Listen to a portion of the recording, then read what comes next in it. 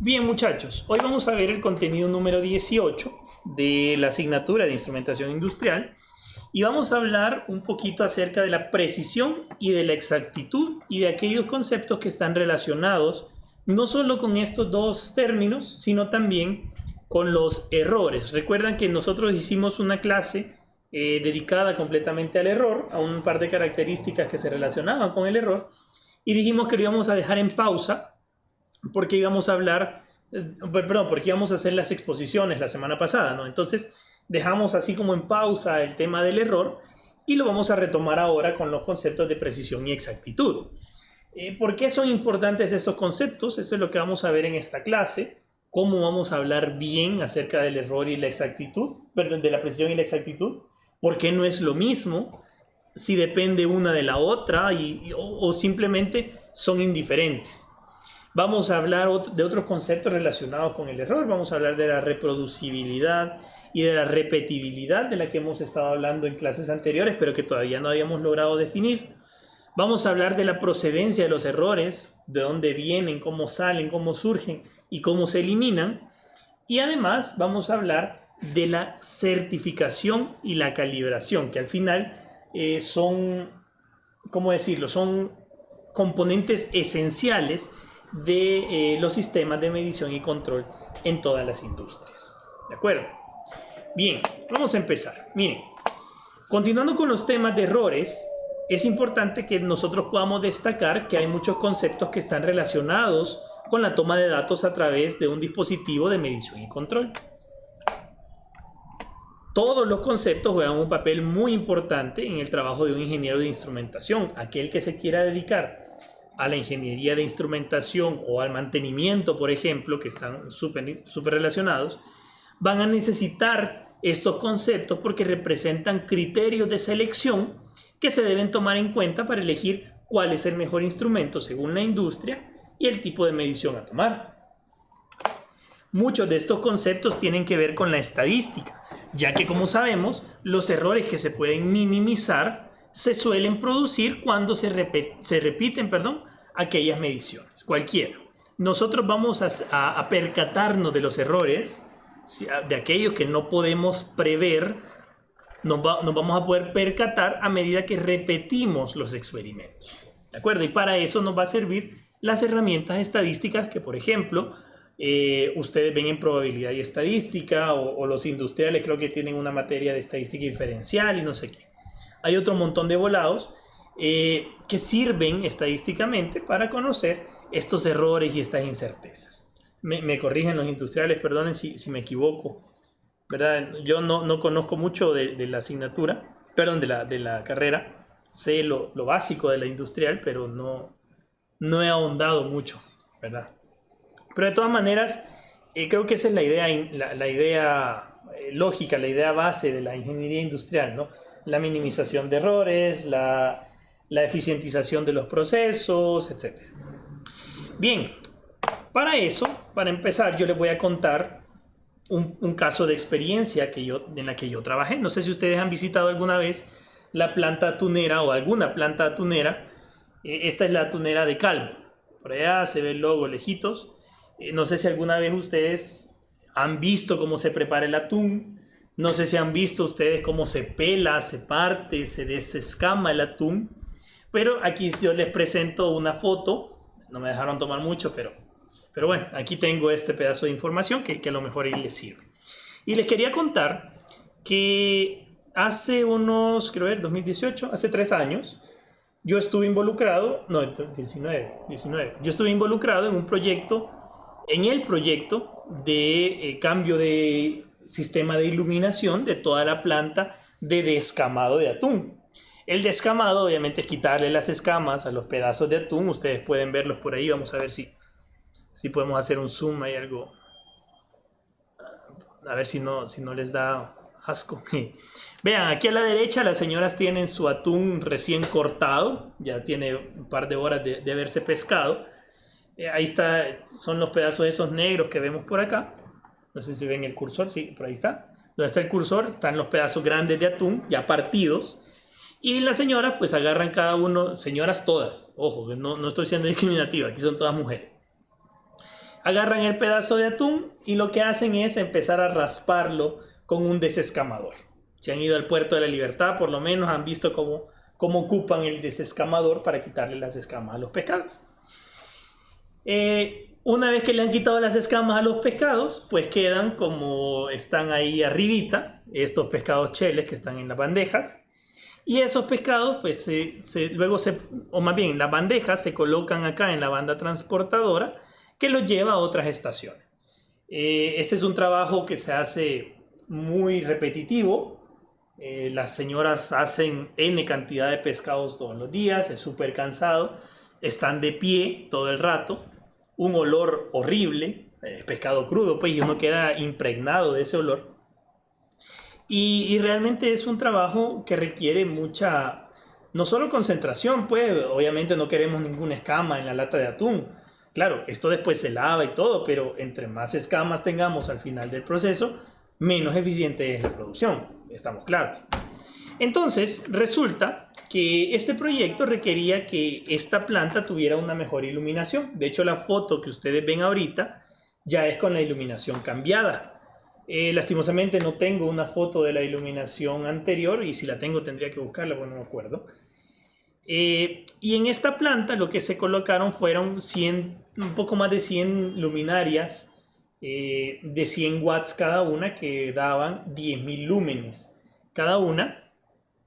Por allá en la pared, si ustedes se fijan, están los conos de iluminación que están rebotando en la pared que indican cuál es la curva lumínica que tiene cada una de estas luminarias. A mí me apasiona mucho el tema de iluminación, es muy bonito.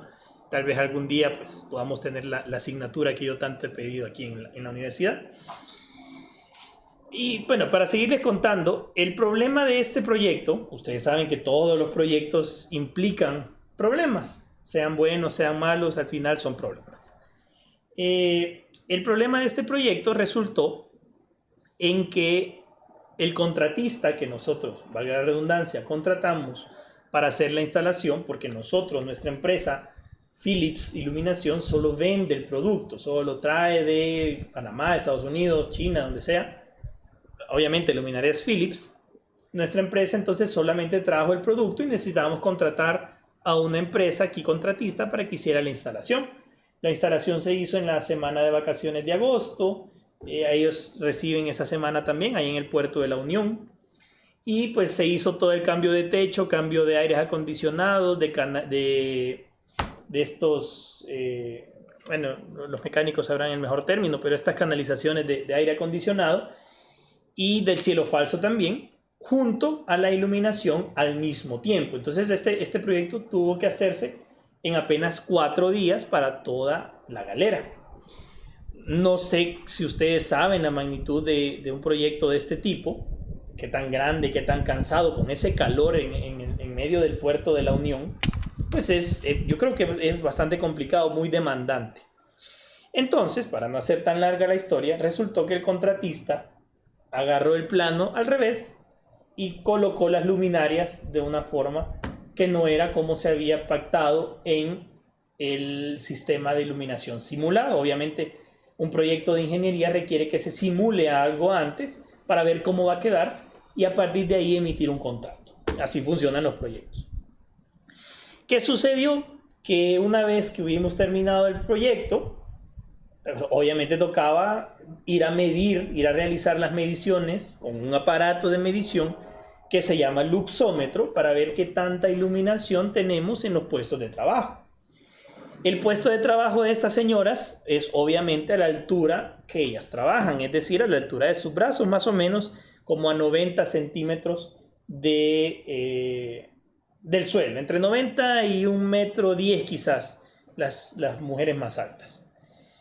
¿Qué pasa? Que obviamente cuando se hizo el plano, cuando se hizo la instalación de luminarias y al haberlo agarrado de una forma errónea, sobraron luminarias porque pues, no cabían todas según como habíamos pactado en el plano por las canalizaciones de los aires acondicionados y al final no se colocó una línea completa de luminarias. Esto era 8 luminarias menos en una galera que requería las 108 luminarias para llegar al a los 750 luxes que nosotros habíamos prometido en promedio de toda la galera. ¿Qué pasó entonces? Como no llegábamos a los niveles de iluminación, porque obviamente faltaban luminarias, tuvimos que arreglarle, bueno, le resolvimos al cliente. Pero vinieron ellos y nos volvieron a llamar ya una vez resuelto todos los problemas. Y nos dicen, mire, fíjese que no nos dan los niveles de iluminación así como ustedes los han simulado.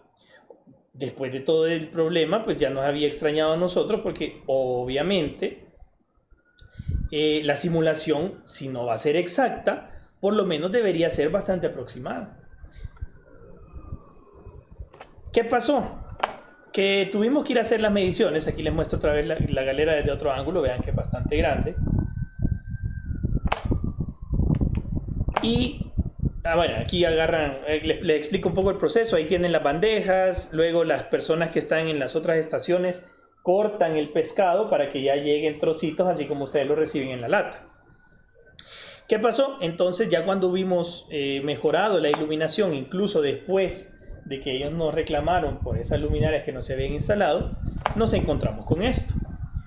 Vean que son dos aparatos distintos, son marcas distintas, pero yo quiero que chequen, que verifiquen los niveles de iluminación que tenemos con unos y con otros. ¿Qué es lo que ustedes pueden observar entre uno y otro?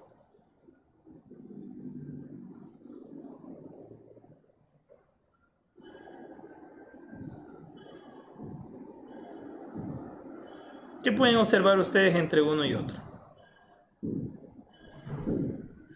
Bueno, difieren la lectura, obviamente, pero si ustedes fueran el cliente, los dueños de la fábrica de Calvo, o sea, no es una fabriquita de atún sencilla cualquiera, ¿no? Es Calvo. Por lo menos si no saben qué tan grande es, pues se darán una idea por la cantidad de productos que tienen en el súper. No es solo la diferente lectura, sino es la brecha que hay entre una lectura y la otra. Mi luxómetro es el luxómetro anaranjado, el de Klein Tools.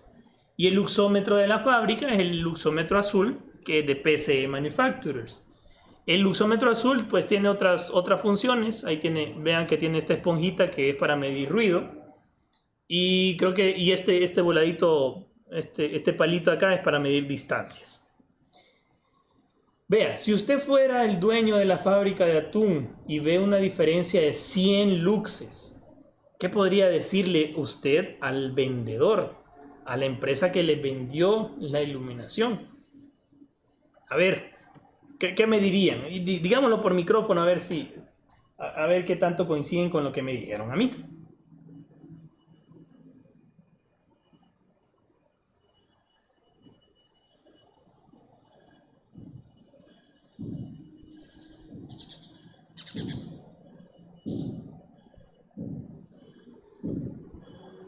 Ajá.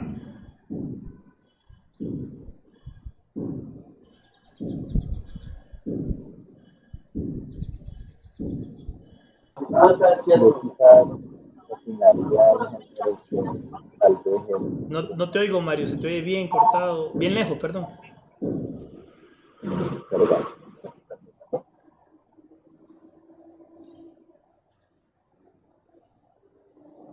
¿Alguien? A ver.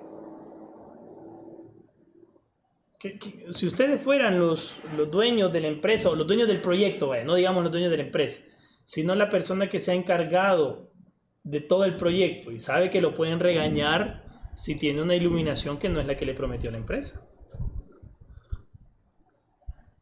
¿Me escuchan ahora? Pues sí, Mario. Perdón.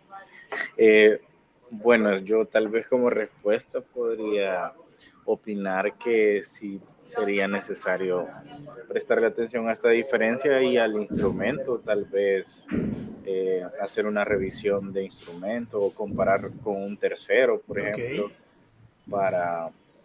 porque en la situación hipotética que está planteando, No, pero es que no es hipotética, Mario. Es que ese es el sí, problema. Sí, perdón. No es hipotético.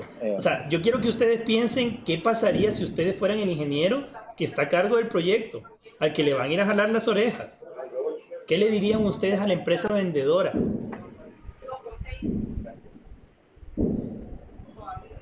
De entrada le diríamos, al menos yo, si fuera conmigo el caso, eh, que lo primero que haría fuera verificarlo primero, porque no tendría una respuesta concreta de entrada. Entonces haría verificaciones para ver cuál es el problema, si es un problema de instrumentos, si es un problema de parámetros mal analizados o condiciones no consideradas, etcétera. ¿Vea? Y en base a esa información, tal vez ya emitir no sé, un como diagnóstico o algo. ¿Vea? Ok. Qué pacífico me saliste, Mario. A ver, María José. Es que hay que ser diplomático. Sí. No creo. Ya en el trabajo, en el mero desarrollo de las cosas, eso no sucede. María José. Pues yo lo primero que diría es, en el caso, ¿verdad? Fuera ingeniero de ahí, bueno, fuera la persona, le diría, mire, no sirve su instrumento. Ajá. O otra le diría, mire, cuánto tiempo tiene de usarlo, o que Ajá. sea, lo están revisando, ya tiene como 2 años, sirven las baterías, no sé, Ok. algo así. Ok. Nelson. Primero sería que buscar que hagan una tercera medida y después comprobar que si lo que me han vendido está dentro de lo que ellos dicen o ¿Refiriéndote al corroborar instrumento o al proyecto? al proyecto, a la luminaria y Ok. ver si el instrumento todavía está en el periodo de vida útil. ¿Va? Ok. Vale. Ahora le voy a agregar el otro problema que tenían. El problema es que de certificar un instrumento, usted tiene que mandarlo a donde está el fabricante. O sea, eso implica tiempo. Número 2, ellos tenían una auditoría. En 2 semanas en la que tenían que llegar a las medidas de iluminación, de ruido. Había varios proyectos al mismo tiempo. Y además, ellos no podían volver a parar operaciones porque imagínense cuántos millones de dólares no implica parar operaciones en la industria de caldo. Ahora, sabiendo eso que yo les acabo de mencionar, ¿qué me dirían? Si no puedo parar, si voy a perder pisto, si voy a perder dinero, ¿qué me dirían?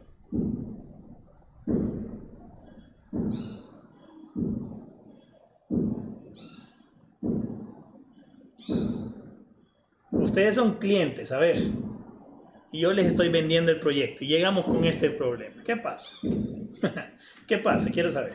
A ver, bueno, Herbert dice otra vez que probemos con otro instrumento, quizá un tercero. Ok. Ya, pero quiero saber cómo actuaría. Hagamos esto como un caso real. Realmente un caso real, pero yo quiero saber cuál sería su reacción estando en la empresa.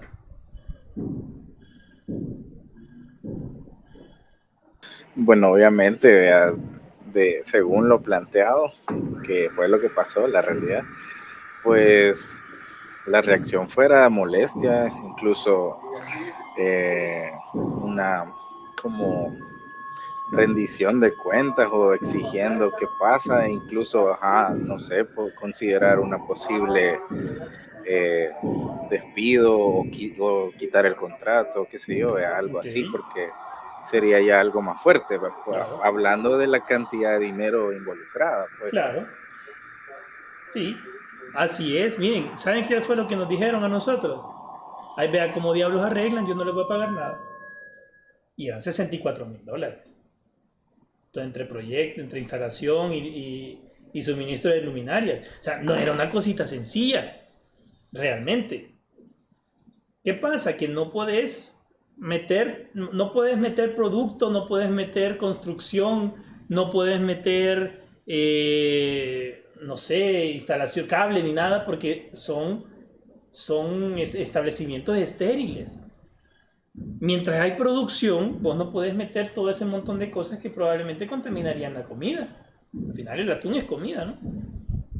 Claro, hay un pensamiento de estafa, probablemente no es la intención, no era lo que se estaba pretendiendo, pero la gente pensó que nosotros los estábamos estafando. Obviamente el proyecto llegó a buen término y les voy a comentar cómo, pero quiero que vean que nosotros seguimos tomando medidas. Vean, 490 contra 431, 785 contra 699, 522 contra 614. Y entonces, ¿qué pasa? Que una vez que ya habíamos acordado que los luxómetros no eran los correctos, nosotros tuvimos que ir a donde la empresa competencia de nosotros, que es Silvania, me imagino que no han escuchado, a que nos prestaran un luxómetro. ¿Qué implica eso? ¿Qué riesgo implica ir donde la competencia que te presten un luxómetro? Bueno, si la empresa te dice, mira, bueno, como nos dijeron a nosotros, mira, o sea, yo no te puedo prestar el luxómetro, así como dice Herbie, yo no te puedo prestar el luxómetro, yo puedo ir a hacer la medida con vos. O sea, es complicado porque obviamente yo estoy llevando a la competencia a donde acabo de ganar un proyecto que está en la cuerda floja porque dicen que me los estafé. Me van a quitar los proyectos que yo pueda tener ahí, me van a quitar al cliente potencial, van a querer que si no me pagan el proyecto que yo ya hice, hacer un proyecto de ellos que sea, entre comillas, mejor, o por lo menos que cumpla con el contrato. Obviamente a mí en el Dialux, en el programa de computadora, a mí me daba la simulación y yo tenía los 750 lux, pero a ellos no, físicamente no les daba con su instrumento. Ni modo, tuvimos que decirles que sí porque necesitábamos esa tercera persona con un instrumento bien calibrado. Llegamos y medimos con el instrumento de eso. Ojo, yo estoy usando un instrumento Klein Tools, que es un instrumento gringo, bien reconocido internacionalmente. No sé si lo han escuchado ustedes, Klein Tools, pero son herramientas bastante reconocidas. Y incluso nos ofrecieron ellos soporte, de que vinieran a ver el proyecto y todo. Obviamente les dijimos que no porque eso implicaba más gasto para la empresa y al final, pues no, vea, la idea tampoco es gastar más. Vimos el certificado de calibración del instrumento de ellos y vimos que efectivamente la calibración estaba bien hecha. Pero entonces cuando llegamos con el instrumento de Silvania, ¿qué pasó? Nos damos cuenta que en realidad el instrumento de Silvania recién calibrado, había pasado como un mes de la calibración, daba medidas bien parecidas a las de nosotros, casi no había diferencia, incluso había más en algunas medidas que con nuestro luxómetro. Salvado por la campana, dijimos, obviamente había algo que respaldaba nuestra medición y que botaba las mediciones de ellos. Bueno, al final de todo el deschongue, que me tomó casi un mes de resolver yendo hasta la Unión casi 2 veces por semana, al final nos dijeron que sí, que estaba adecuada la iluminación, que bueno, que se disculpaban por habernos hecho dundear tanto, etcétera, etcétera, ya saben. Y pues les dijimos que se buscaran un luxómetro que fuera de marcas un poco más reconocidas, porque al final nos dimos cuenta que ese PCE Manufacturers es chinito. No es que el instrumento sea malo, no es que la marca por ser china sea mala. ¿De acuerdo? No es que todo lo que se compra en China sea malo, yo ya se los he mencionado a ustedes. Pero ¿qué pasa? Que hay muchas cosas chinas que sí lo son. Y la reputación obviamente los precede, pues. Entonces, si vos vas a comparar un instrumento con otro, por lo menos hay que hacerlo con estándares de manufactura similares. Pues de aquí yo creo que los industriales pues, me saben más esta parte. Y están un poco más conscientes de esto. Me explico. Obviamente nosotros terminamos vendiéndoles un luxómetro ahí en la empresa donde trabajamos, pero ese es cuento aparte, ¿no? Le vendimos el tal luxómetro a un precio bastante accesible y pues hasta el momento, 2 años y medio después, creo que no hemos tenido mayores problemas ni con las luminarias y creo que vendieron más proyectos aún ya después de que yo me fui de ahí de Pelsa. Entonces, este es un caso real, es un caso al que ustedes se van a someter en su vida laboral y les van a llegar a decir en su cara, van a llegar a decirles mentirosos, estafadores, ladrones, falsos, que no saben de ingeniería, que la simulación no les da, que aquí, que allá, etcétera, etcétera, etcétera. Obviamente, Hubo pleitos internos en la empresa, yo me tuve que dar duro con los gerentes, con el contratista, con el diseñador, para ver quién había hecho mal el trabajo y poder jalarle las orejas, que al final uno pues tiene que ver también por su propio pellejo, y eso es cierto. Si está en juego tu palabra, si está en juego tu trabajo, eso es lo más importante de cuidar. ¿Estamos claros? Bien, esta era una historia porque es importante que tengamos en cuenta estos factores, porque son criterios que nos van a servir a nosotros para seleccionar los instrumentos.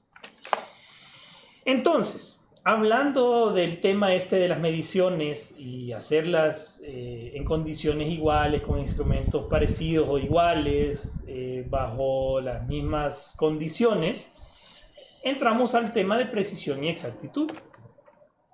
Cuando nosotros realizamos mediciones repetidas a un mismo parámetro en tiempos prolongados, podemos obtener lecturas diferentes unas de las otras, y teníamos ahí el caso, ¿no? El mismo punto estábamos analizando, debajo de la misma luminaria estaba, pero dos instrumentos me daban cosas distintas.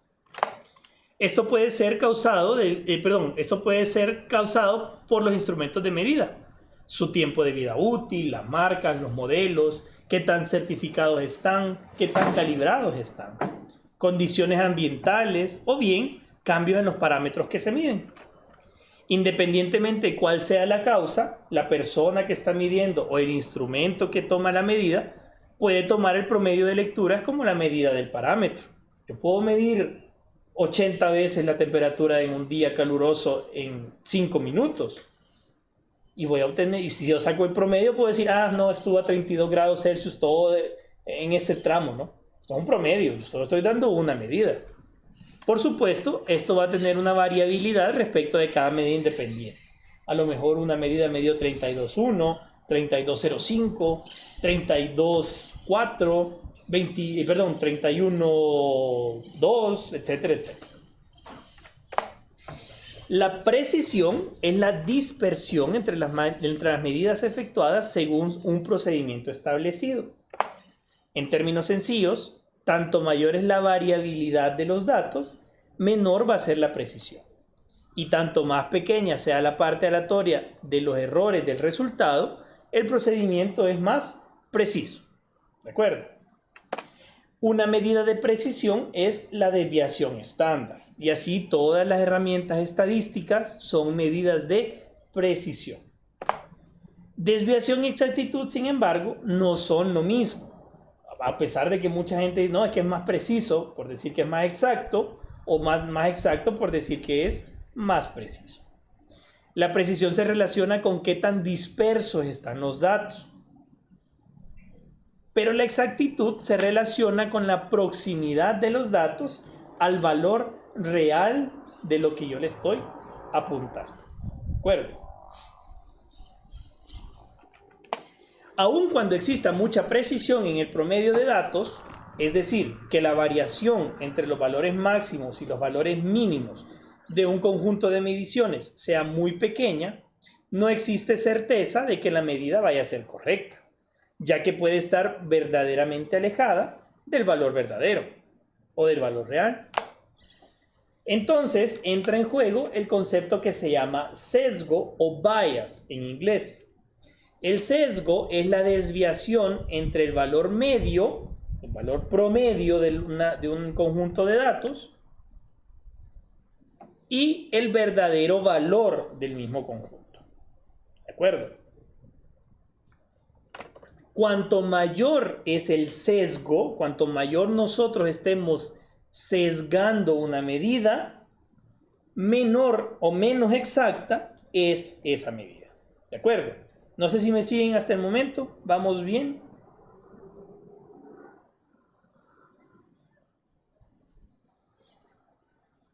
¿Todo bien? ¿Seguros? ¿Hay dudas? Nada. Pregunten, señores, pregunten.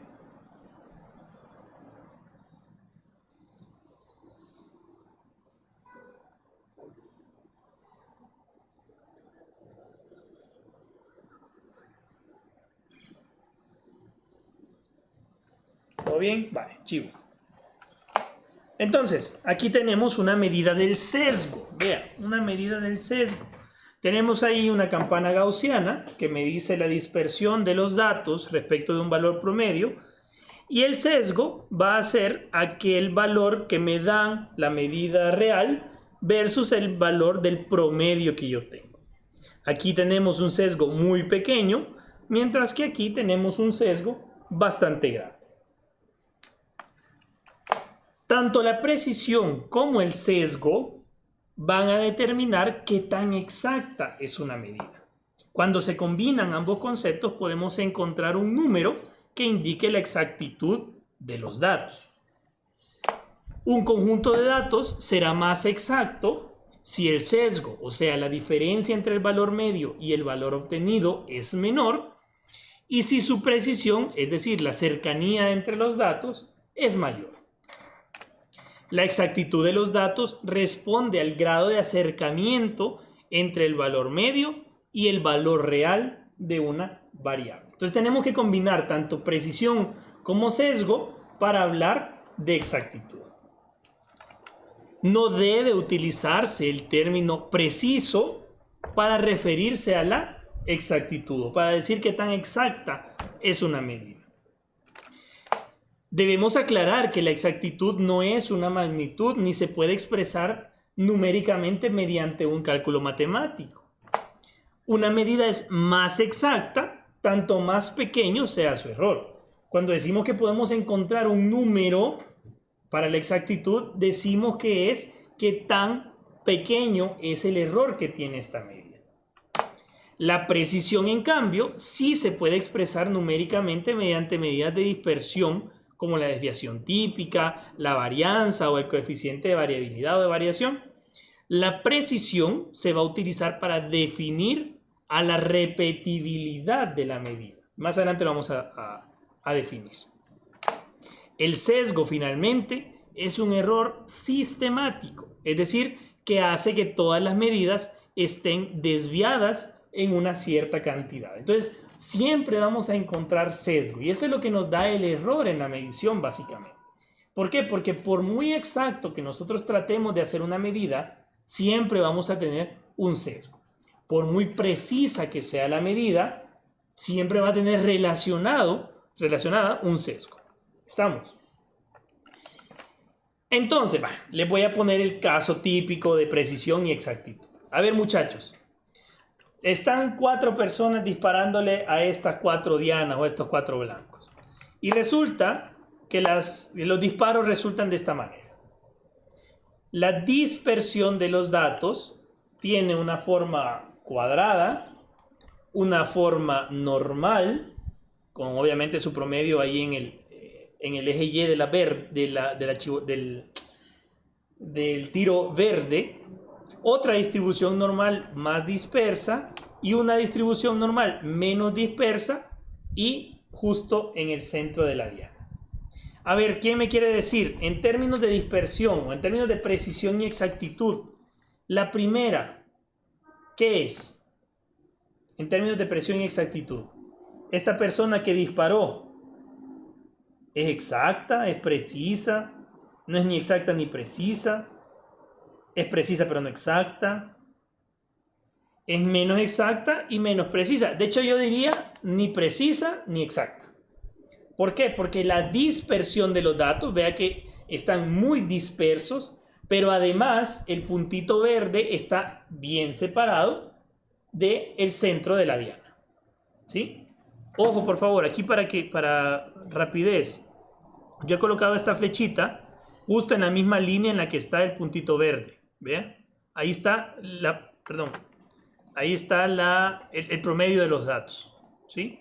Justo donde está el puntito verde.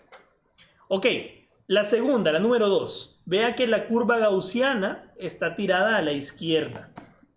¿Qué tipo de tiros fueron estos? ¿Qué tipo de tirador es esta persona? Dice Herbert, esta persona es muy precisa, pero no es exacta. Así es, porque la precisión va a depender de qué tan separados estén los datos unos de los otros. Pero la exactitud va a depender de qué tan separado esté del punto donde yo quiero que estén todos los datos. ¿Estamos claros? Y la tercera, Vea que hay mucha dispersión, pero está más o menos al mismo, se está tirando al mismo punto, ¿no? ¿Qué me dice?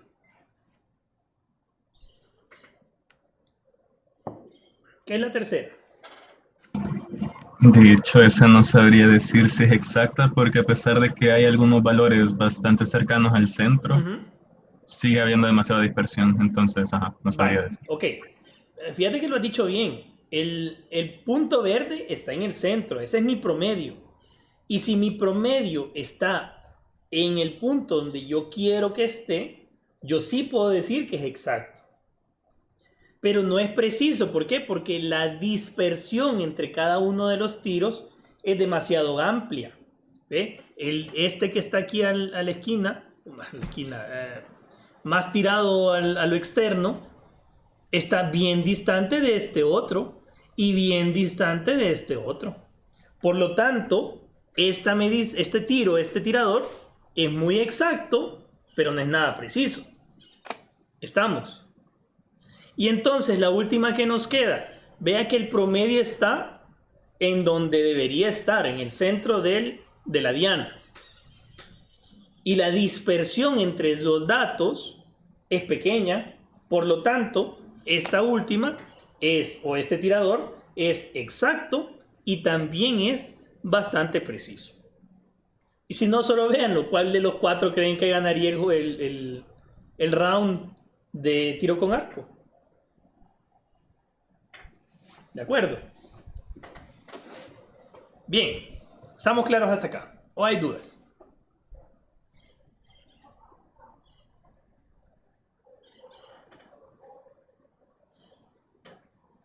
Bien. Entonces, la medida de la exactitud tiene que ver, perdón, la medida de la exactitud tiene que ver con qué tan dispersos están los datos, la precisión, y qué tan movido está de mi valor de referencia. Tal cual. Ok, ahora, la exactitud tiene que ver con dos grandes conceptos, o dos grandes grupos de conceptos, que es la veracidad de la medición, que tiene que ver específicamente con el sesgo, qué tan reales son los datos que yo estoy midiendo, y con la precisión, que tiene que ver con qué tan repetibles son y qué tan reproducibles son. Ya vamos a ver qué significa repetibilidad y reproducibilidad y cuál es la diferencia entre ellos. Pero para hacer algo exacto, pues tiene que ser veraz, por lo tanto un sesgo pequeño, y preciso, por lo tanto una dispersión pequeña. ¿Estamos? Ya les definí exactitud como de varias formas, como de 30 formas distintas. ¿De acuerdo? Vale. ¿Qué otros conceptos tenemos relacionados a la precisión y la exactitud? Por ejemplo, la histéresis. La histéresis es la propiedad que presentan algunos instrumentos a cambiar el valor de salida, es decir, el valor medido, en función del valor de entrada, si la medición se realiza en un sentido ascendente o descendente. Es la diferencia en la respuesta de un dispositivo al incrementar una señal de entrada contra la respuesta del mismo dispositivo, pero al disminuir la señal de entrada. Por ejemplo, tenemos esta medición, cualquier medición que usted crea que pueda ser lineal. Imaginémonos la temperatura de un cuerpo. Si yo quiero medir la temperatura de un cuerpo, empezando desde que tengo el termómetro a 0 y se lo pongo a un cuerpo, yo creo que el comportamiento es lineal, ¿no? Que va a ir creciendo de manera lineal. Sin embargo, uno de los conceptos relacionados al error es la histéresis, que implica que a lo mejor cuando yo haga la medición voy a tener una variación de los datos en este sentido si yo voy de 0 hasta el valor máximo. O bien, si yo voy del valor máximo hasta 0, es decir, midiéndolo descendentemente, voy a tener un comportamiento de este tipo, del rojo. Y a esta diferencia es lo que se le llama histéresis. Obviamente esto está exagerado en la proporción, porque tanto puede ser que yo quiera una medición en este punto de 40 grados Celsius, este puede ser 39.9 y este puede ser 40.1, pues. Pero es la idea. Vamos a ver. Bueno, yo creo que todos aquí han hecho algún deporte en su vida, en algún momento, cualquier deporte. Pero pensemos que vamos todos al gimnasio y levantamos, hacemos una serie de, no sé, piernas, pecho, brazos, no sé, lo que sea. Entonces, ¿qué pasa cuando ustedes van al gimnasio y hacen los ejercicios en el mismo orden semana tras semana? Usted va notando que, no sé, y pónganle, si quieren levantar brazos, si hacen el mismo ejercicio primero, luego se pasan al siguiente y ya sienten que van con un poquito menos de fuerza, al siguiente tienen menos fuerza, y ya cuando llegan al último, ya están jadeando, ya están con el último respiro del ejercicio, ¿no? ¿Qué pasa si la siguiente semana, en vez de hacerlo en la misma línea, cambian los ejercicios, cambian el orden? Van a sentir que en el último que hicieron la semana pasada y lo pasan al primero esta vez, no, hombre, van a levantar un montón porque sienten que no están cansados todavía. Pero en el último, que era el primero de la semana anterior, ya van a sentir que no levantan lo mismo. ¿Por qué? Porque hay cierta histéresis. Este es un ejemplo, obviamente, no relacionado al sistema de medición, pero que puede ayudarles a entender cómo funciona la histéresis. Hay cierta histéresis en la rutina de ejercicios que ustedes realizan en el gimnasio todas las semanas. Probablemente no tengan la misma fuerza hoy para el último ejercicio, si ese último ejercicio va a ser el primero dentro de una semana. Y así funciona para todas las mediciones, cualquiera que ustedes crean. Hay histéresis grandes o pequeñas, y aquí les dejo unas cuantas curvas de histéresis para varios fenómenos distintos. Y puede ser flujo, puede ser temperatura, puede ser peso, etcétera, etcétera, etcétera. ¿Está claro, muchachos? ¿Queda claro con el ejemplo? ¿O me fui muy burdo?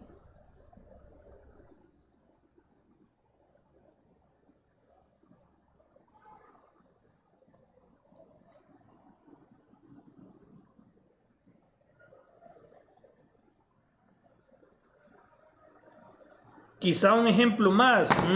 Vamos a ver. ¿Cómo le explico?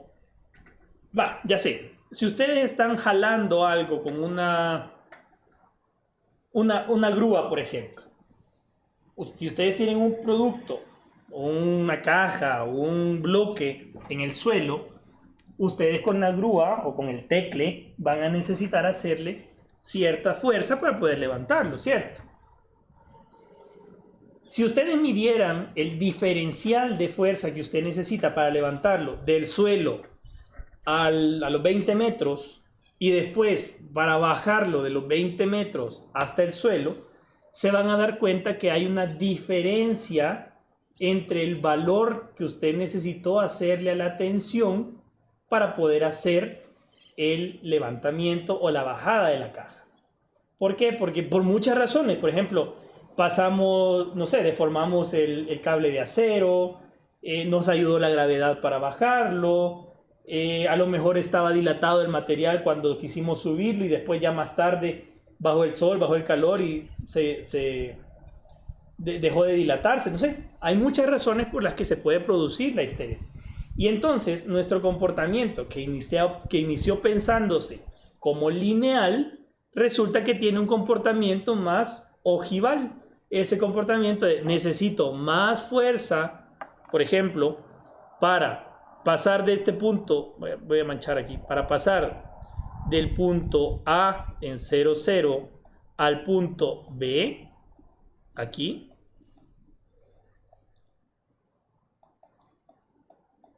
o bien voy a necesitar, más fuerza de aquí para acá que del mismo punto B al punto A cuando vaya de bajada.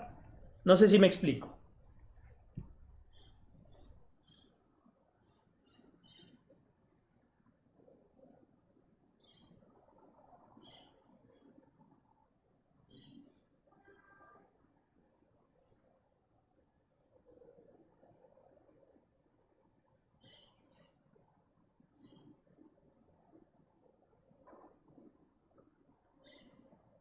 Esto aplica la histéresis, claro, un núcleo de transformación, es que es exactamente lo mismo.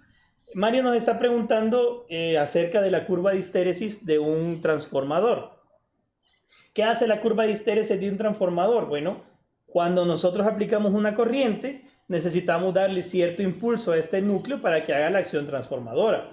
Necesitamos elevar el voltaje en uno de los lados, y cuando hace la transformación de alterna, pues vamos a necesitar menos corriente para hacer la transformación al otro. Es exactamente el mismo concepto de histéresis, y es exactamente lo mismo, solamente que hay una histéresis paraeléctrica para la curva magnetomotriz del transformador, y hay curvas de histéresis específicas, y por eso se los pongo ahí en la parte de abajo, para cualquier medida que ustedes quieran hacer. ¿De acuerdo? Hay una histéresis para el flujo, hay histéresis, y eso va a depender de cada caso en particular. ¿De acuerdo? No sé si hay alguna pregunta.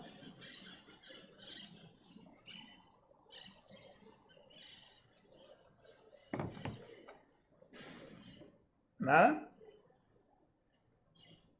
Bueno. La linealidad, otro concepto, es la aproximación más cercana de una curva de calibración a una línea recta previamente establecida. Los instrumentos lineales son ideales, eso quiere decir que no necesariamente funcionan así en la vida real. Muchos instrumentos comerciales tienen respuesta lineal, esto no implica que sean lineales, oye, solo que tienen respuesta lineal porque no pueden moverse de manera instantánea en una curva. Sin embargo, los fenómenos, no lo son. Por lo tanto, es probable que existan errores por la respuesta lineal del instrumento a fenómenos no lineales. Por ejemplo, la temperatura a lo largo del día no. Por ejemplo, la temperatura de una olla que está calentando agua. Usted puede pensar que yo voy de 0 a 1 en el mismo tiempo que voy de 1 a 2 grados. O de 30 a 40 en el mismo tiempo que voy de 40 a 50. Esto probablemente no sea cierto. Los fenómenos no son necesariamente lineales. Y aunque el termómetro me pueda decir que hay un comportamiento más o menos lineal, siempre hay un error relacionado a la no linearidad del fenómeno. La resolución, por otra parte, es la menor diferencia de indicación de un dispositivo medidor que puede percibirse de forma significativa. La sensibilidad es el cambio en la respuesta de un instrumento de medición dividido por el correspondiente cambio de estímulo. Es decir, qué tanto cambia la medición en proporción con la magnitud del cambio del fenómeno. Si hay un instrumento que está bien calibrado, por ejemplo un transmisor, el transmisor tiene una sensibilidad, pónganle el caso más fácil, de 0 a 10 voltios. De 0 a 10 voltios podemos decir que tenemos un dimmer. Un dimmer es un regulador de iluminación. El voladito, la perillita en la que ustedes le dan vuelta para poner más o menos iluminación en un foco. Vale. De 0 a 10 voltios, usted sabe que va a ir del 0 al 100% de iluminación. Así está creado. Entonces quiere decir que si yo le doy media vuelta al volado, voy a tener el 50% de la iluminación. ¿Cierto? Pero ¿qué pasa si le doy media vuelta y solo alumbra un 10% más? El instrumento no tiene una sensibilidad correcta. ¿Estamos claros? La sensibilidad debe ir acorde a lo que estoy queriendo medir o a lo que estoy queriendo controlar versus lo que yo le estoy poniendo en la entrada. La entrada es el giro de mis dedos y la salida es la iluminación que yo estoy obteniendo de ese giro. No sé si queda claro esto.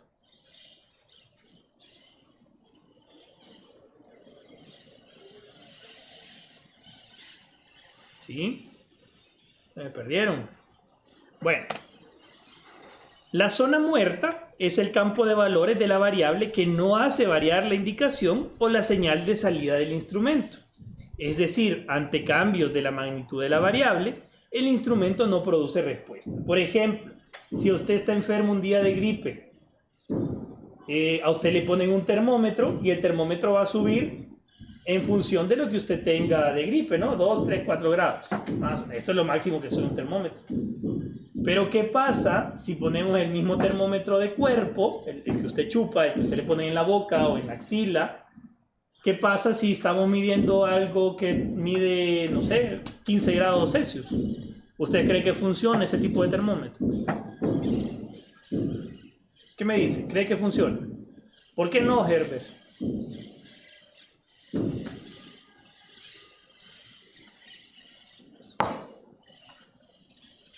¿Por qué crees que no funciona si estamos a 15 grados Celsius, un termómetro de boca? Porque no está, quizás no, la palabra no sería diseñado, sino que no tiene hasta esa escala, Claro. sino que está entre lo normal, Claro. que sería la temperatura humana. Claro, exactamente. Y por eso es que la gente, o al menos a mí me da risa, cuando yo voy entrando aquí a la universidad y a veces el termómetro me marca 33 grados Celsius. Ya me morí, le digo al vigilante, porque 33 grados Celsius no es lo normal que un cuerpo humano tiene, pues. Entonces, hay una zona muerta que hay que considerar cada vez que estamos hablando de un instrumento de medición. Ok, ahora, y en el brazo, ¿ves? Eso sobre todo. Cabal, cuando has estado a la par del aire acondicionado, venís en el carro, estás con el aire acondicionado, ¿qué diablos te va a medir la temperatura correcta? A ver, la repetibilidad es la habilidad del instrumento, ojo, del instrumento, y se lo subrayo, oye, no vayan a fallar en esto, para entregar la misma lectura en aplicaciones repetidas que tengan el mismo valor, en las mismas condiciones de servicio y en el mismo sentido de la variación, por aquello de la histéresis. Pero la reproducibilidad es la variación causada por el sistema, ojo, sistema, quienes hacen la medición.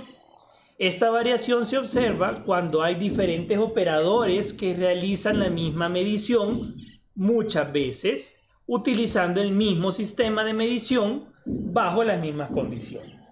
Por ejemplo, y aquí yo he dado hoy un montón de ejemplos. Por ejemplo, alguien que esté midiendo la presión en un tanque de una bebida gaseosa.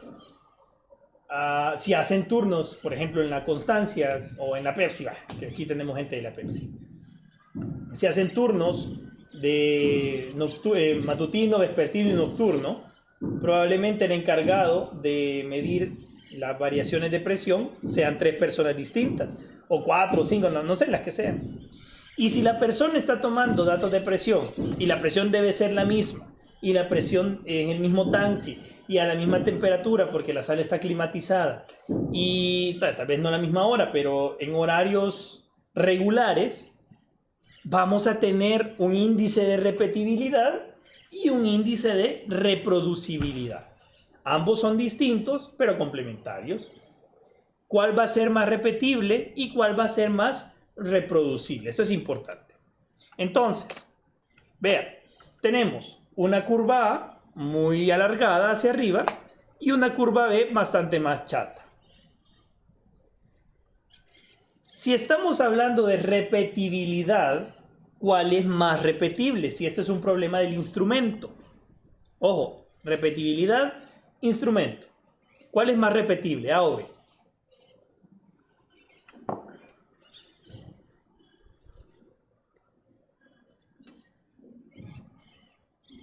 ¿B es más repetible? ¿Seguro, Herbert? ¿Por qué?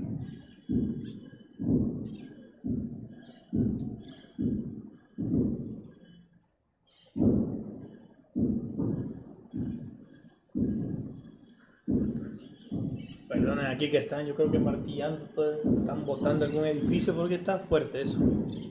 Bueno, Herbert, ¿por qué la B? Dice Mario, porque la pendiente de la curva es menor.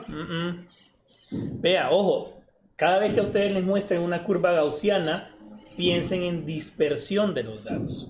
Entre más dispersos están los datos, es más difícil sacar promedios. Así de fácil, vean. En este caso, el sistema de medición A presenta una variación menor.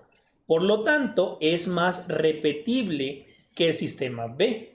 Es decir, el instrumento me va a dar medidas repetidas más veces cuando yo mida A que cuando yo mida B. Esa es la repetibilidad. Que el instrumento me diga la misma cosa varias veces porque están menos dispersos los datos. ¿Me entiende? Al revés, María José, porque el instrumento está variando menos, es más repetible. ¿De acuerdo?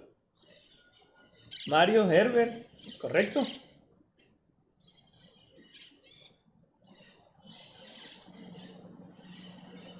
Roger, chivo.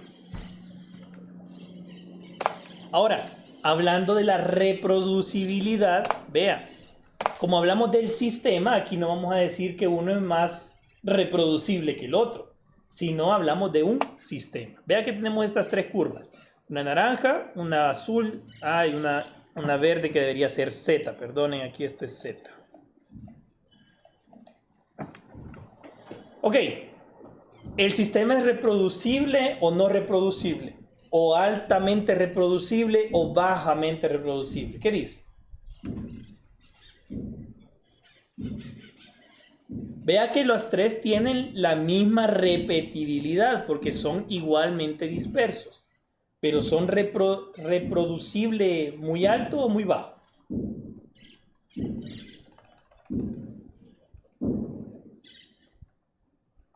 Dice Herbert que es altamente reproducible. ¿No? No, en el momento pensé en reproducible, pero si lo pone entre alta y baja, no sé, me pondría a dudar porque solo son tres para poderlo decir. Pero ahí tenés suficiente información. ¿Qué otra cosa es importante? No, María José, hablamos del sistema completo. Aquí no es repetibilidad que tenés que comparar ambas mediciones. Aquí es reproducible. Vos estás analizando el sistema completo. Aparte de la dispersión de los datos, ¿cuál es la otra variable importante en una curva gaussiana? Los que ya llevaron prueba. Los que ya pasaron prueba con ese 9.5.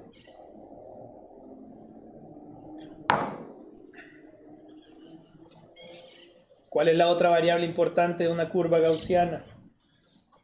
De una distribución.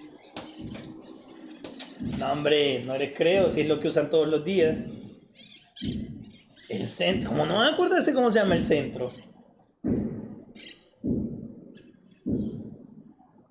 La media, exactamente.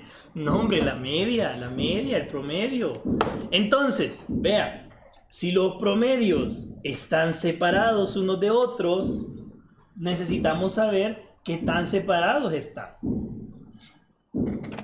En este caso, las tres medidas son igualmente repetibles porque la variación es la misma. Pero la variación entre la medida promedio de los operadores X y Y es más pequeña que la variación entre X y Z. Por lo tanto, la repetibilidad del sistema es baja. ¿Por qué? Porque la variación entre las parejas es distinta, no es la misma, ni siquiera se parece. Por lo tanto, esta reproducibilidad. ¿Perdón? O reproducibilidad. Ajá, la reproducibilidad es baja. ¿Sí me entiende? ¿Dudas? Ya le voy a decir al Lick Salguero o al Lick Liborio.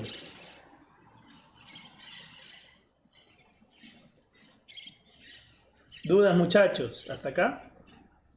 No, la reproducción. Ya te entendí, perdona. Ya vi. No es repetibilidad. Aquí les pongo que son igualmente repetibles. Son reproducibles. Eso está mal.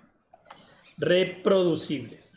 La reproducibilidad del sistema es baja. ¿Ya? Perdón, ahí yo se los cambio antes de subirse. Bien. Entonces, ¿precisión o exactitud? ¿Qué es más importante, la exactitud o la precisión? ¿Qué se puede corregir? ¿Un error de exactitud o un error de precisión? Ajá.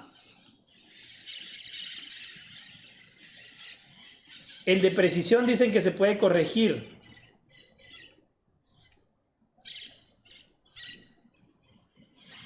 ¿Cómo corregimos un error de precisión?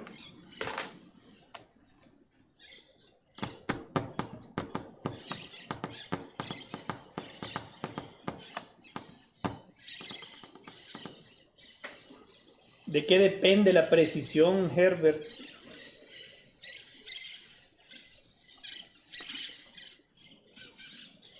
Ajá, lo más importante es la exactitud. Es que me puse a pensar en que se acercaran más a un solo valor, pero con la misma dije, no, pero también se pueden acercar uno que no tenga nada que ver. Entonces, ajá, la exactitud.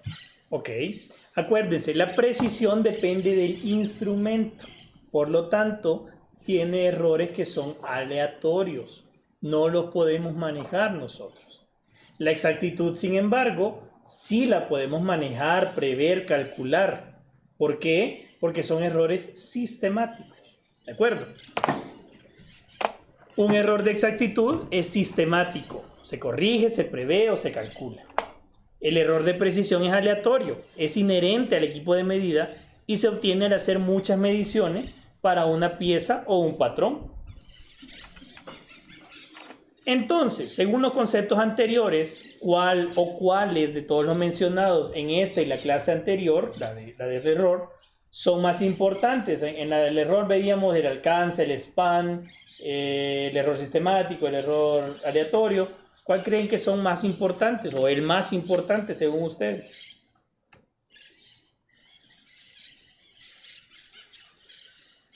¿Cómo van a llegar ustedes a... Mire, yo quiero que sea bien preciso, aunque no importa si no es tan exacto. O es que quiero que tenga una pequeñita histéresis, pero que tenga un alcance bien grande. ¿Cuál es el más importante?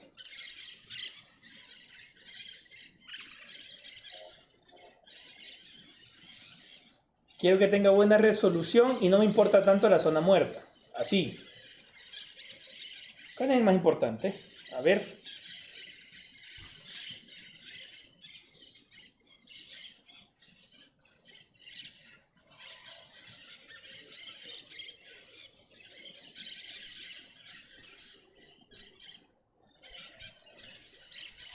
¿Algún valiente? Entre todos los que hemos mencionado, sesgo, exactitud, precisión, alcance, zona muerta, histéresis, resolución, repetibilidad, reproducibilidad. Entre todos esos, ¿cuáles creen que son los más importantes?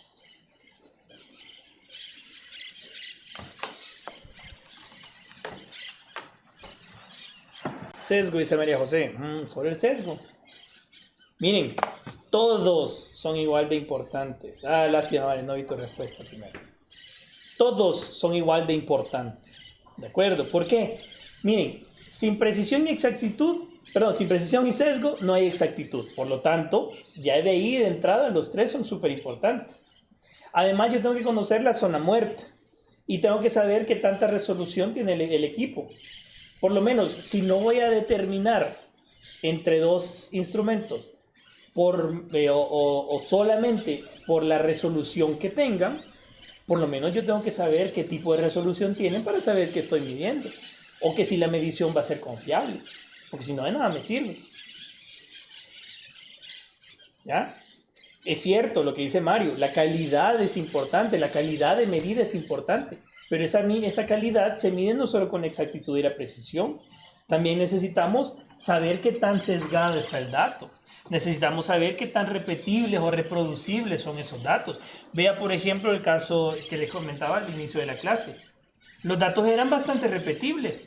En los dos luxómetros eran bien repetibles, pero tenían baja reproducibilidad. ¿Por qué? Porque el sistema de medición, a pesar de estar en las mismas condiciones, tener la misma lámpara encima, hacer la misma medición a la misma hora del día, en las mismas condiciones, nos daban promedios de lectura bien diferentes.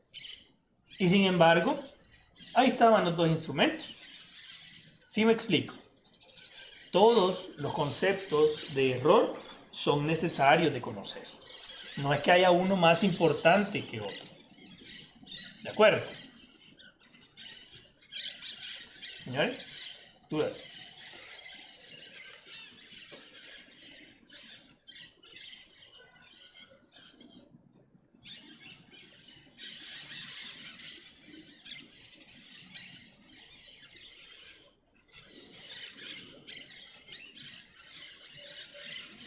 ¿Ninguna? Chivo.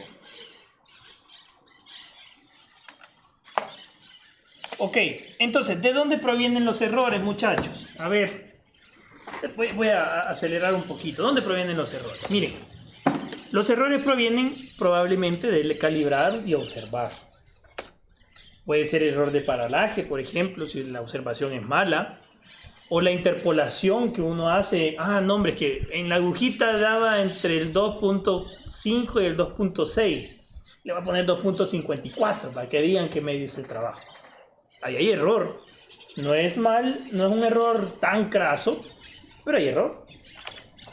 La influencia del observador, el error humano. Fíjese que no me acuerdo si daba 2.5 o 2.6. Le voy a poner 2.5. Hay error porque no me acuerdo. Hay un error humano, ¿de acuerdo? El tiempo de vida útil del instrumento. Todos los dispositivos electrónicos, eléctricos, mecánicos tienen tiempo de vida útil. Y una vez que se ha cumplido ya no son confiables, ¿de acuerdo? La expiración de la calibración. Generalmente los certificados de calibración duran 1 año para la mayoría de instrumentos. Esta certificación debe volver a hacerse después de 1 año para que la medición sea confiable hasta que cumple el tiempo de vida útil del instrumento. O que la calibración esté mal. También provienen del ruido. El ruido, para los que no saben, el ruido no es un sonido fuerte, estruendoso, no. El ruido en electricidad es una señal que no transmite información útil de cara a la medida, pero que introduce incertidumbre en la misma. Ese es el ruido. También el tiempo de respuesta, es decir, el tiempo de retraso en la detección de la variable a medir. Esto puede ser milisegundos, pero a veces milisegundos es demasiado tiempo para tomar una medida. ¿De acuerdo? La transmisión de la señal desde el elemento sensible hasta el receptor, por ejemplo, la atenuación, la resonancia o las fugas de señal, esto da muchos errores. El medio ambiente, condiciones cambiantes del medio, hay instrumentos que deben ser recalibrados cuando hay cambios de temperatura importantes, por ejemplo. El deterioro, corrosión o desgaste de los instrumentos puede producir errores en las medidas. El envejecimiento de los termopares sometidos a altas temperaturas, por ejemplo, o cuando están sometidos a atmósferas oxidantes, importantísimo. Y entonces, ¿cómo evaluamos y cómo corregimos los errores? Los errores que se pueden corregir ya sabemos que son los errores sistemáticos. Las causas que los producen son conocidas, o al menos son previsibles. Para corregirlos, nosotros necesitamos calibrar los instrumentos de medición con valores que son conocidos. Por ejemplo, un termopar que se compara con un patrón en el mismo punto, ya estamos calibrándolo. Los errores aleatorios no se corrigen, solo se tratan estadísticamente, por lo que las herramientas matemáticas resultan útiles para evaluarlos. Se utilizan distribuciones de resultados de medida o frecuencia de ocurrencia conocida para determinarlos. Una distribución normal, una distribución de Poisson, una distribución de chi cuadrado, etc. Hay un montón de distribuciones y ustedes lo saben por prueba. Los sistemas de medida están compuestos por un conjunto de elementos y cada uno de ellos puede introducir un error propio en el conjunto. ¿A qué me refiero con esto? Veamos este ejemplo. Al medir un caudal, por ejemplo, nosotros utilizamos en un caso cualquiera, mire todo lo que usamos, una placa de orificio, un transmisor de presión diferencial con señal de salida de 4 a 20 miliamperios, un convertidor de voltaje a la entrada del receptor y uno en el receptor mismo. Si es digital, entonces necesito un convertidor de energía de análogo a digital, un convertidor de señal, de análogo a digital. Y además un convertidor de bits para poder llevar la medición a una unidad de ingeniería, ya sea en metros cúbicos por segundo o litros por segundo. Todo eso tiene un solo medidor de caudal. Cada una de estas cositas, cada uno de estos elementos, de estos dispositivos, le va a entregar un error a nuestra medida. Dependiendo del signo del error, ya sea a la derecha o a la izquierda del patrón, cada uno de estos elementos para una medición de caudal, entre comillas, sencilla, puede presentar errores que se focalizan en alguno de los casos siguientes. Por ejemplo, el error 0, cuando cada elemento proporciona un error con signo diferente. la suma de los errores si cada elemento proporciona errores del mismo signo. Entonces vamos para atrás y vamos acumulando error. O bien el error cuadrático medio, la raíz cuadrada de la suma de los cuadrados de los errores. Parte de los errores se compensan al hacer un promedio de los errores y tenemos un error cuadrático ahí que ustedes tal vez no lo usemos en esta asignatura, pero sepan que existe esta compensación del error. Con el paso del tiempo, los valores de medición pueden verse afectados de forma imperceptible por cambios medioambientales. Calibrar un instrumento involucra comparar la lectura del instrumento en cuestión con la que es generada por un instrumento de referencia que también ya lo hemos definido como patrón bajo determinadas condiciones que tienen que ser las mismas para ambos. Al calibrar debe tenerse en cuenta que documentar los envíos entre el instrumento por estudiar y el patrón de referencia, calcular la incertidumbre y crear el recertificado de calibración es un proceso de suma importancia para poder trazar el aparato. Trazar es saber de dónde viene y a dónde va. Trazar el error, buscar de dónde viene, cuáles son sus causas. Y además, ver cuánto de su vida útil ya ha consumido. Es necesario y útil calibrar los medidores. En la industria esto es importantísimo. Y volvemos al ejemplo del inicio. ¿Qué hubiera pasado si los instrumentos no estuvieran calibrados? ¿Ustedes creen que yo hubiera podido ganar ese pleito? Si yo no hubiera podido demostrar que mi luxómetro estaba calibrado. O si la gente de Silvania hubiera podido ganar o ayudarnos pues a lograr este gane si el de ellos no hubiera estado calibrado. ¿Qué hubiera pasado si no hubiéramos encontrado otro luxómetro que se pudiera calibrar aquí en el país? O que la empresa estuviera aquí para calibrar. Difícil, ¿no? Por ejemplo, este sensor de temperatura necesita ser calibrado con cierta regularidad. Para calibrar necesitamos tener una temperatura conocida que aplicarle al sensor. Dado que es imposible simular una temperatura, hay que crearla, hay que generar una temperatura alta y someter el sensor a dichas condiciones utilizando un sensor patrón hasta que las medidas me den las mismas. Entonces tenemos una fuente de temperatura y los dos sensores, uno que estamos calibrando y uno que está de referencia. Así yo puedo determinar que la temperatura a la que estoy midiendo uno o a la que me está entregando el patrón tiene que ser la misma, por lo menos la lectura que me esté dando el que estoy queriendo calibrar. ¿Qué pasa si no calibramos los equipos? Mire, si no calibramos, pues obviamente tenemos resultados inexactos, no imprecisos, inexactos. Poca fiabilidad en la medición, ya no me vuelvo confiable, ni mi instrumento ni yo. Y es lo que pasa lo que sucedió en este caso. No solo es el instrumento el que se vuelve poco confiable, también el que lo anda, también el que lo anda midiendo. El tiempo de inactividad del equipo, hay tiempos muertos y esto es visto para la empresa. ¿Qué pasa? Imaginémonos una maquinaria cualquiera, no hablemos de algo de medición. Imagínense la UCA, por ejemplo, ahora con la pandemia. ¿Qué pasa si la UCA tuviera en alquiler el terreno todavía? ¿Ustedes creen que ¿Ustedes creen que las aulas que están aquí desocupadas no le estarían generando una pérdida significativa? ¿Qué le generan? Pero tal vez no es tan alta como que si tuviéramos en arrendamiento el terreno del campo. El tiempo de inactividad de los equipos, de las plantas, de los dispositivos es importantísimo para el área financiera de las empresas. O un medidor de puesta a tierra, de resistencia de puesta a tierra que tenemos aquí en el CEF. ¿Qué dice Nelson? No me cobran los lagos. ¡Ey, qué mala onda! Pero imagínense unos medidores que aquí la universidad los utiliza para hacer trabajos fuera. Por ejemplo, del sur le pide mediciones de puesta a tierra, o empresas pequeñas piden mediciones de puesta a tierra con los equipos propios de la universidad. ¿Qué pasa si no hay trabajo? Tenemos ahí el equipo guardado, no está generando pisto, no se puede recuperar la inversión. ¿De acuerdo? Y precisamente por eso es que el tiempo de inactividad de cualquier empresa, de cualquier dispositivo en cualquier empresa, vale caro. Si usted invirtió y no lo utiliza o no lo pone a hacer dinero, nunca va a recuperar ese dinero que invirtió.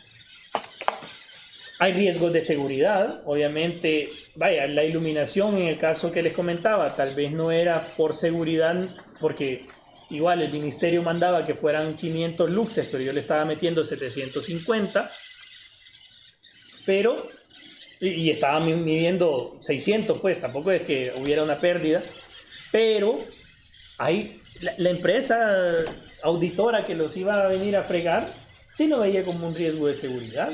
Imagínense si una señora se cae por ahí y contamina todo el pescado, por ejemplo. Esfuerzo y tiempos perdidos. Imagínense yo después de un mes de estar llegando a la unión casi 2 veces por semana, no iba a considerar que eso era un tiempo perdido. O un trabajo 4 horas ida, 4 horas vuelta, cada 2 veces por semana, más la gasolina, más la depreciación del carro, etcétera, etcétera, etcétera. Eso es tiempo perdido, ese es esfuerzo perdido. Obviamente hay clientes perdidos. Si usted no es confiable, si su instrumento no es confiable y si su proyecto no es confiable, usted cree que le van a seguir comprando. Y no solo no le va a seguir comprando el cliente que ya le compró, que ya lo contrató. Acuérdense que los clientes se mueven sobre todo boca a boca. Hay una recomendación implícita, hay una recomendación que le van a hacer. Y ni siquiera tiene que ser para otros clientes externos, en la misma empresa, como hay departamentos distintos. ¿Usted cree que la empresa, que el departamento de, no sé, ese era descamado, imagínese, hervido de pescado, ya no iba a contratar? Y finalmente todo esto deriva en una disminución de las utilidades de la empresa. Hay más gastos, menos ingresos y por lo tanto pérdidas económicas. Así es. Y finalmente, el certificado de calibración es un documento físico o digital que contiene los resultados de la calibración de un instrumento. El producto de una calibración es la relación entre las lecturas de un instrumento y los valores indicados por el patrón. Resaltan datos de error, incertidumbre, unidades. Vea, también está el modelo, está la marca. Aquí está un termómetro, por ejemplo. Perdón, un termómetro, el número de serie, importantísimo, porque no es lo mismo, o sea, un certificado de calibración es para cada dispositivo individual, único, indivisible, ¿de acuerdo?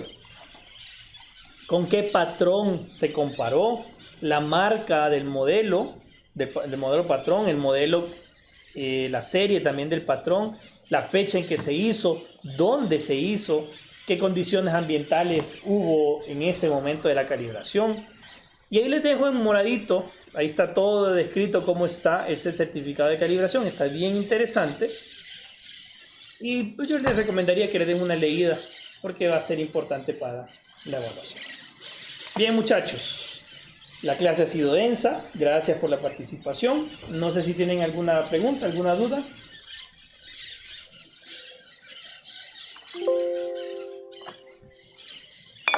Nada. Ok, bueno.